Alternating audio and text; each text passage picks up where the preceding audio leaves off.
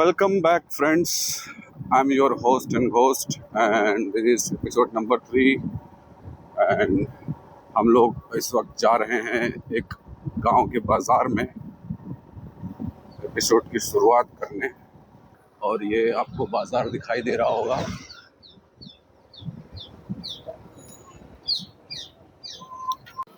आज हमारा ट्रिप है गांव की मंडी, जो हमें दिखाने लाए हैं हमारे अटकन भाई प्रतापगढ़ी। तो ये कैसी मंडी है ये वीकली बाजार लगती है यहाँ पे। अच्छा। हमारे इलाके में हाँ, जो कि संडे और बुध के दिन लगती है सिर्फ बाजार। क्या बाकी नाम दिन है खाली बाजार रहता का? नाम क्या है? ये बाजार का नाम जो है अ,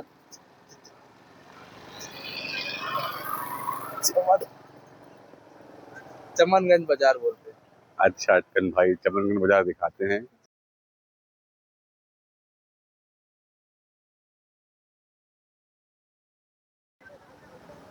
अभी और बाजार लगेगी। अभी ये शुरुआत हुई है, ये सारा एरिया कुछ देर में भर जाएगा,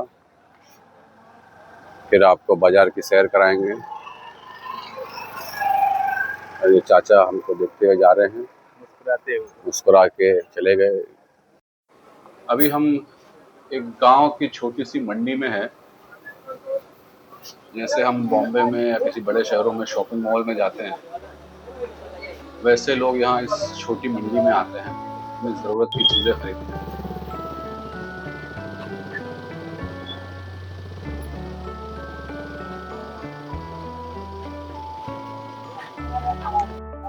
ये मंडी ऐसी है जहाँ पे सारे जो लोग हैं वो ज़रूरतमंद हैं, बेचने वाला भी और खरीदने वाला भी।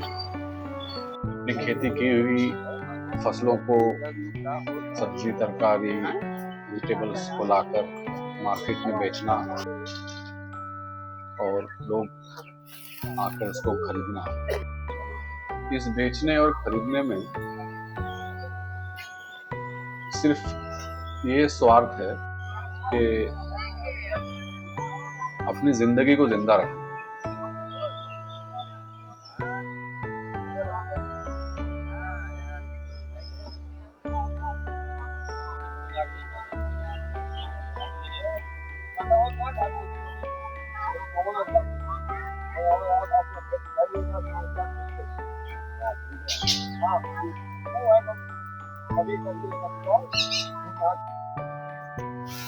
हमारे पास बहुत कुछ चीज़ें होती है शहरों में टाइम पास के लिए। हम गेम्स खेलते हैं, मूवीज देखते हैं, टीवी देखते हैं। यहाँ के लोगों का टाइम पास ये है, एवरी वीक, हर दिन अलग अलग गाँव में, अलग अलग कस्बों में छोटे छोटे मार्केट्स लगते हैं। वहाँ लोग जाते हैं, शॉपिंग करते हैं, पसंद करते हैं, लोग बेचने आते हैं ताकि उनकी खेती कभी बंद ना हो, उनकी फसलें चलती रहे, लोग खरीदते रहें, वो उगाते रहें, वो बेचते रहें।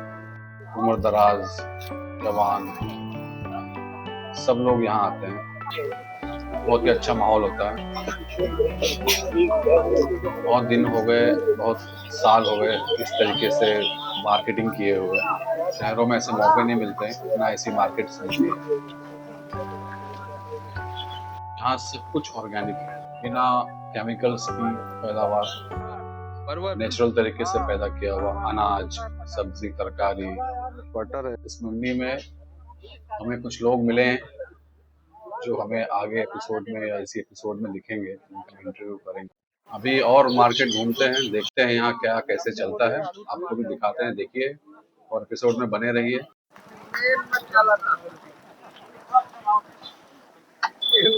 ये क्या है? ये घास टाइप का छबीला, वो क्या मसाला है? ये क्या है? पान? कौन सा पान है ये? चंद्रकला पान, बढ़िया है। अरे मोहन भाई है। दूसरे मोहन भाई होंगे। अच्छा, ये हमारे मोहन भाई है। अच्छा, ये हमारे मोहन भाई अलग थे। ये क्या है? टिक्की चाट। क्या खाएंगे? बनवाओ। क्या मिलेगा चाट में? चाट में काव काव है, खाली क्या चाट बन रही है ये? ये बन रही है आलू टिक्की चाट। ये जो है ना, ये इस बाजार का मोहन भाई का फेमस चाट है। ये आज से नहीं, 20 साल से लगा रहे हैं। तो चाट अभी सर्व होगी, तो हम चाट का मज़ा लेते हैं, आप वीडियो का मज़ा लो।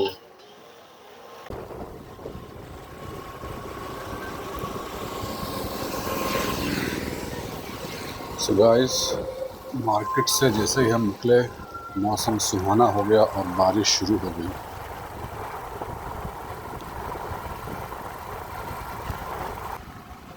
इस बारिश में एक रैंडम थॉट आया दिमाग में।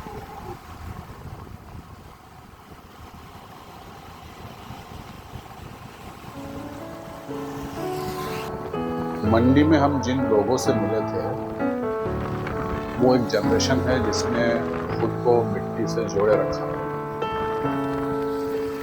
अब आने वाली जनरेशन जो है वो गांवों को छोड़ के शहरों की तरफ जा रही है, तो शायद आने वाले कुछ सालों में हमें ये मंडी, ये खेती, ये पेड़ पौधे, ये शायद बहुत कम देखने को मिले। मेरी इस ट्रिप में मैंने एक चीज़ नोटिस की है, पुराने पेड़ जो है वो गिर रहे हैं, बट नए पेड़ कोई लगाने वाला है नहीं। ओल्ड जनरेशन जिसे हम मंडी में मिले, उन लोगों ने बहुत कोशिश की है, दिख भी रही है, बट वो काफ़ी नहीं है। नई जनरेशन को जोड़ना होगा नेचर से, गांव से, मिट्टी से। तो शायद ये हमारी जो नेचर की धरोहर है ये बच सके।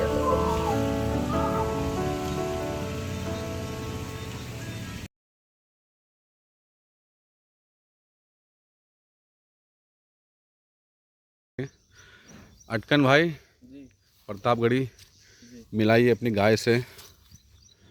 ये है हमारी गाय, इसका नाम है, रखे हम लोगों ने मडोना। अरे क्या बात है, मडोना, अटक अटक के मडोना। मड्डू मड्डू बोलते हैं प्यार से। हाँ, आप मड्डो ही बोलो, मडोना बोलना पूरा बोल नहीं पाओगे आप। फिर से एक बार बोलो, मडोना। मडोना। अरे बोलिए। क्या बात है। सो अभी प्लान ये है कि हम लोग हमारे जो आर्मी मैन है मिस्टर वहीद खान जी। उनका इंटरव्यू करने चलेंगे। सो हम जाते हैं वहाँ पे, सेटअप करते हैं और आप उनको लेके आइए। Bye Madonna, Madonna, bye bye Madonna, bye Madonna.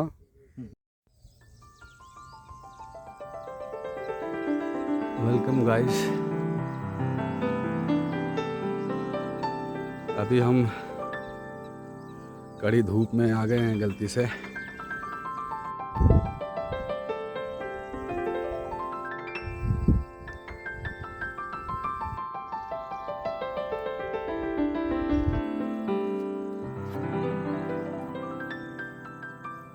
सो अख्तर भाई प्रतापगढ़ी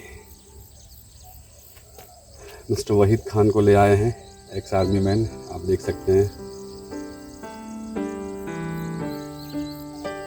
मिलते हैं उनसे। आई थिंक अपनी लाइसेंसी बंदूक भी साथ में ला रहे हैं। Very good. रिटायरमेंट के बाद फौजी से फौज छूट जाती है, मगर हथियार नहीं छूटता। हथियार उनका सम्मान होता है, वो अपना सम्मान हमेशा अपने साथ रख के चलते। क्या नाम बताया आपने आपका? निमरा। निम्रा। हाँ, निमरा देवी। निम्रा देवी। हाँ।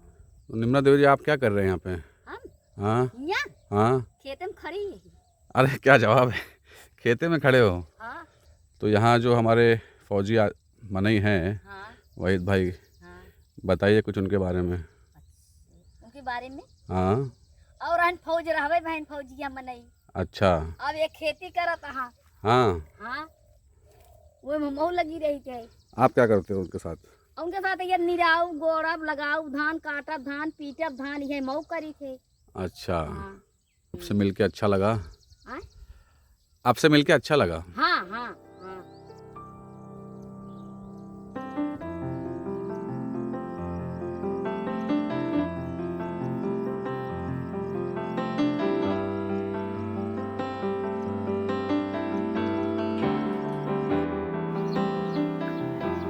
पपीते में पानी ना आता रच रच। माइक टेस्ट कर लिया जाए, मेरा भी और आपका भी।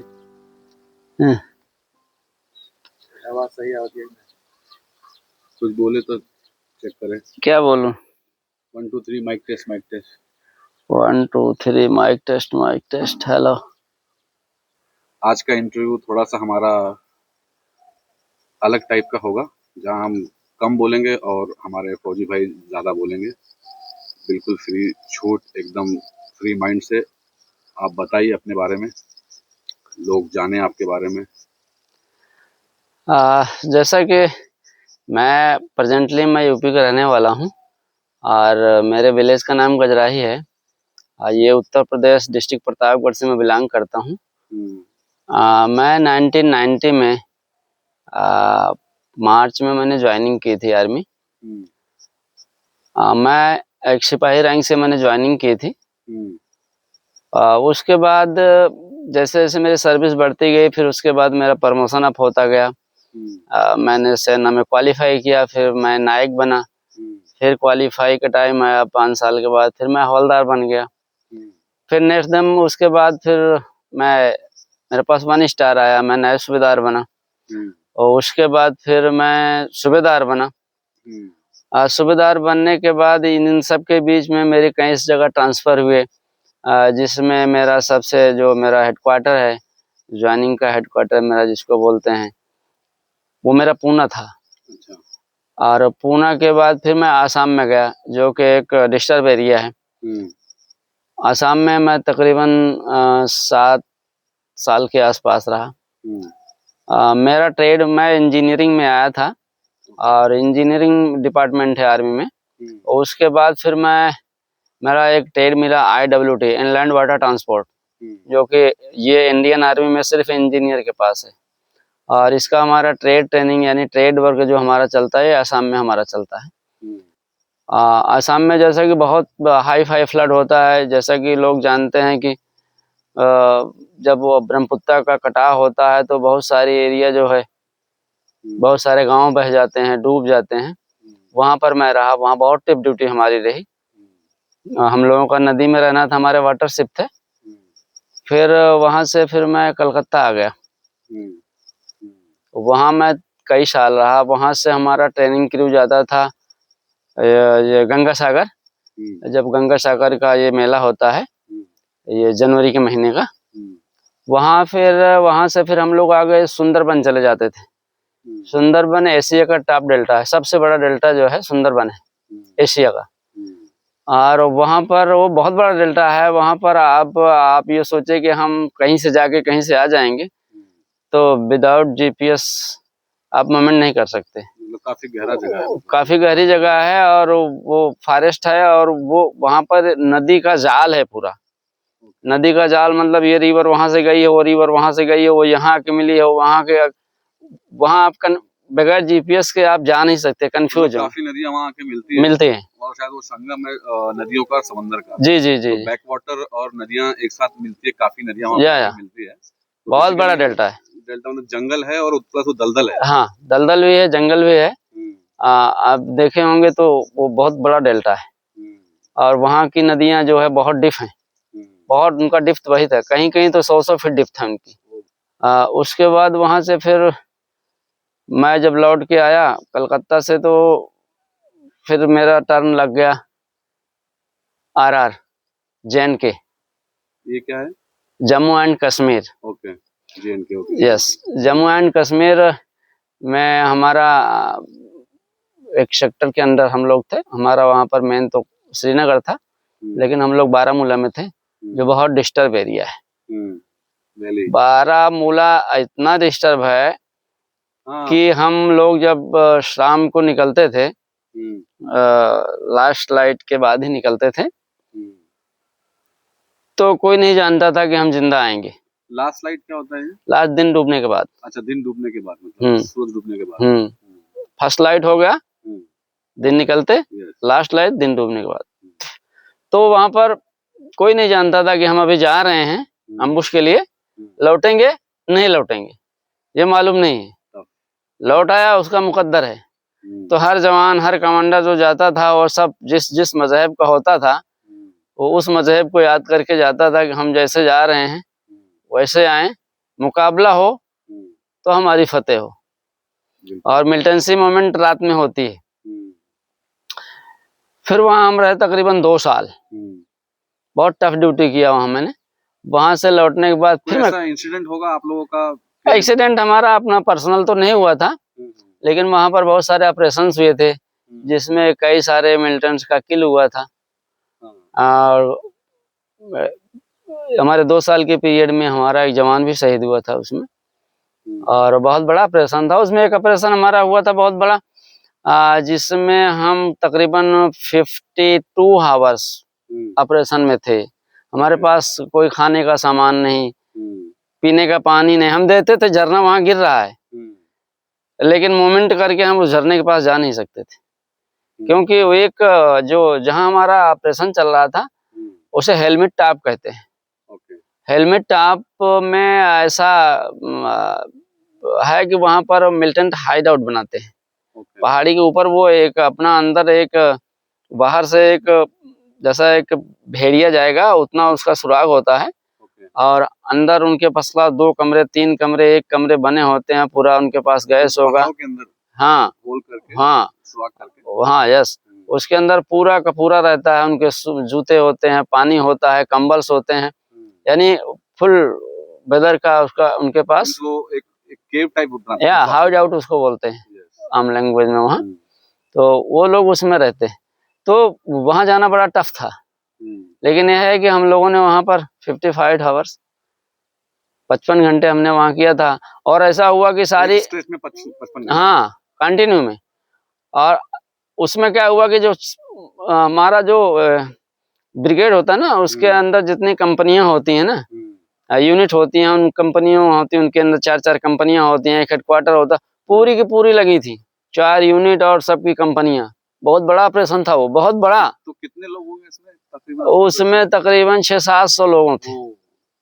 600। हाँ, बहुत बड़ा वो ऑपरेशन था। और वो जो पत्नी टाइप का जंगल है हेलमेट का, वो बहुत बड़ी एरिया में है। कौन से इलाके में था ये?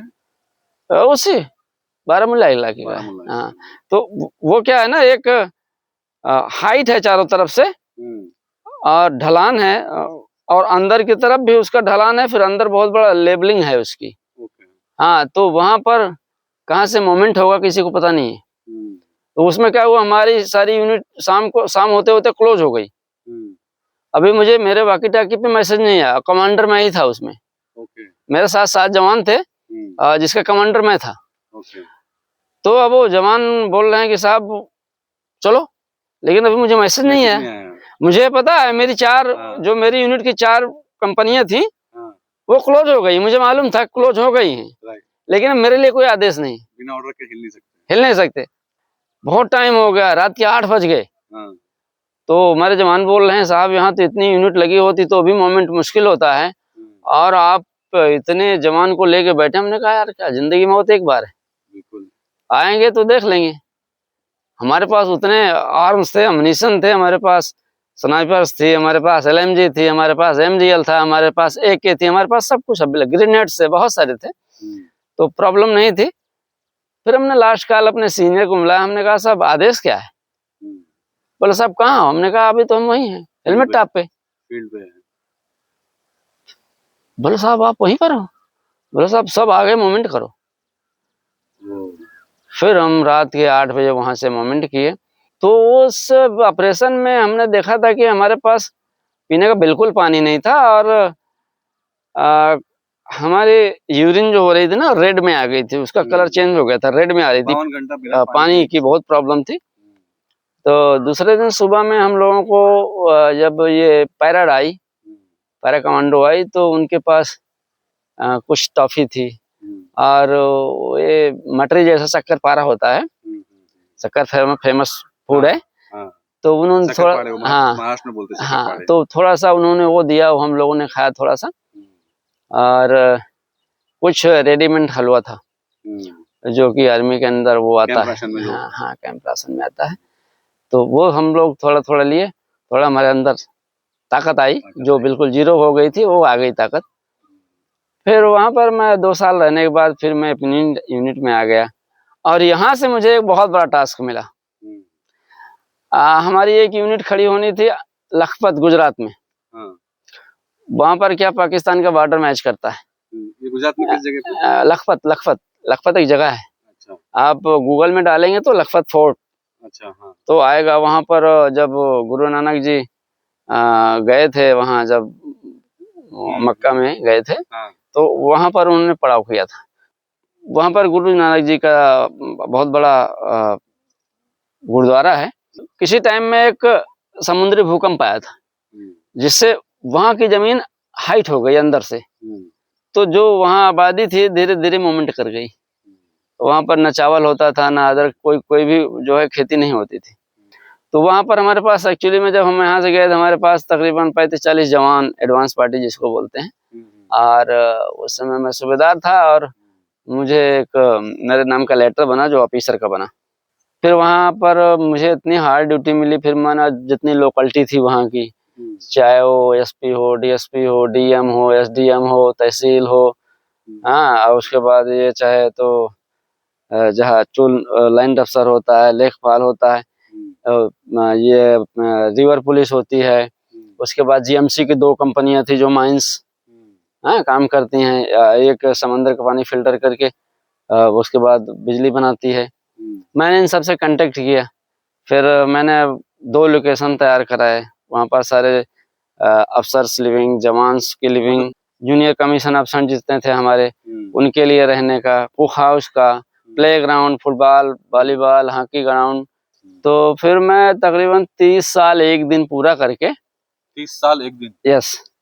फिर मैं गुजरात से ही, लखपत से ही, फिर मैं तो 2020 में फरवरी में फिर मैं आर्मी को रिटायरमेंट हो करके वापस आ गया अपने घर। एक चीज पूछूंगा यहाँ पे। यस।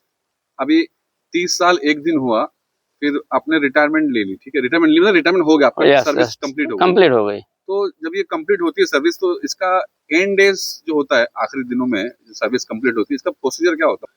सर्विस खत्म होती है फिर, या आपको कोई रिटायरमेंट का लेटर वगैरह आता है? नहीं, उसमें फिर तकरीबन 1.5 साल पहले ही यूनिट से लेटर आ जाता, ग्रुप से लेटर आ जाता है कि आप इस डेट को रिटायरमेंट है। फिर 1 महीना पहले यहाँ से हमको पुणे भेज देते हैं। वहाँ जाने के बाद फिर अपना टाइम पूरा हो जाता है। तो वहाँ बहुत सारी पार्टियां रखी जाती हैं।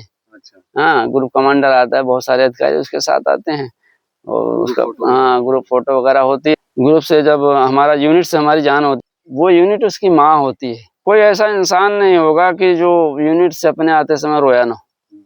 हर आदमी रो देता है। अगर एक जवान बीमार हो गया तो उसके साथ वाला उसको खाना भी लाएगा, उसको पानी भी देगा, खाना खाने के बाद उसका प्लेट भी धोएगा, जरूरत पड़ती है उसके जूते में पॉलिश भी मार देगा। आज के समाज में मैं देख रहा हूँ रिटायर होने के बाद कि यहाँ पर यार वो तो हिंदू है, वो तो मुसलमान है, यार तो राजपूत है, नहीं वो तो हरिजन है, हैं तो ब्राह्मण है, इसके यहाँ खाना नहीं, उसके यहाँ पीना नहीं। नहीं, सेना एक ऐसा ग्रुप है, वहाँ सब भाई भाई।